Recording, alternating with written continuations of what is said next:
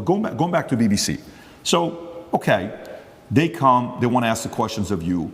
For some of the people that maybe aren't following the story closely, but they know who you are. We're in the car, we're driving, and a lot of people are asking questions. We ask the drivers, like, hey, are you going to Tate's place? How do you know we're going to Tate's place? And he says, well, who's Tate? Oh, Andrew Tate. Oh, tell us about Andrew Tate. Well, this is, okay. What kind of a guy is he? He said, I actually really like him. I said, why do you think he's going through what he's going through right now? Oh, it's always because of money. Okay, so we're at a different restaurant. So tell us, why are you going through this? Why is he going? Everybody's saying a similar thing about this, right? But for those who don't know, there's 3 different camps. Yeah. The camp that already sees you guilty, it doesn't matter what they read. So for example, this story here, from BBC came out just last night, 10:30. Andrew Tate choked me until I passed out, UK woman claims, right? This is Alice, another anonymous name, just like Sophie, right? Yeah. But there's 3 camps. There's those that say, well, look, I'm already thinking he's guilty. I don't like him anyways. I need anything to get me to think he's guilty. Yeah. Whatever it takes. I don't have to do my own due diligence. I just have to hear anything. Then there's the camp that's a diehard fan. There's nothing you can do that they did wrong. In their eyes, it's going to be wrong. Then you have the people in the middle that are the reasonable ones, that are saying, you know what, let me look at this. Yeah. What about this? What about that? The people in the middle may say the following question. They may say, and I may have asked this question from you last time as well.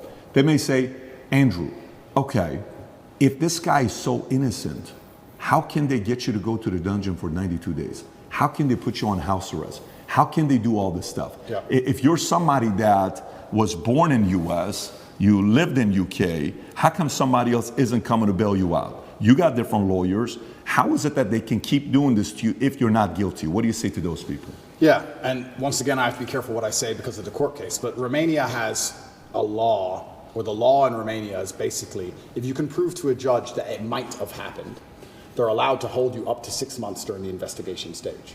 If I was guilty of anything, I would have been charged long ago. And we're going to talk about charges soon because I still believe they're going to attempt to charge me.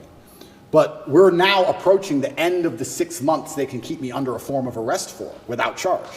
Typically in Romania, when I was first arrested, the guard said, within 2 weeks, you'll have your indictment. I was like, 2 weeks? He goes, yeah, everyone gets charged quickly. Nobody waits 6 months for a charge. If they arrest you, they charge you, like every other country, right? The fact they've waited 6 months and gone into my entire life and attempted to find something shows they don't have a case. Why I believe it happened is because they didn't have a case when they were trying to hit me with this garbage, and they thought, you know what?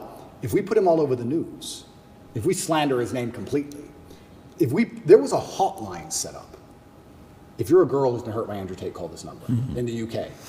A hotline. So they were attempting to use the media to find what they wanted. Months go by, months go by, months go by, case file's empty, nothing's happening. My lawyer's saying, when are we going to close this case file? Like, yeah, we're just waiting for some papers, we're going to close it, we're going to close it, we're going to close it.